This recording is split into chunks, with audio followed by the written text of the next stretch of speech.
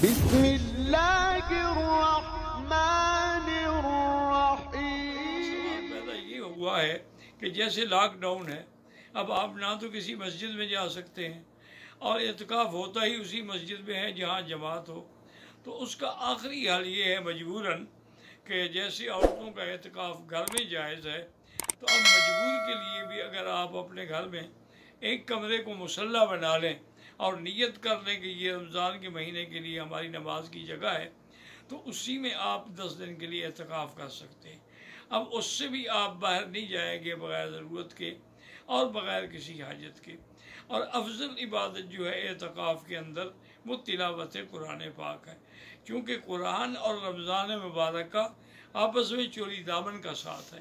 اللہ کا قرآن رمضان میں اترا ہے اور لیلۃ القدر کی نعمت بھی رمضان میں آئی ہے، اور حضور کا بھی فرمان ہے کہ آخری 10 دنوں میں اسے تلاش کرو، تحروا فی العشر الاواخر۔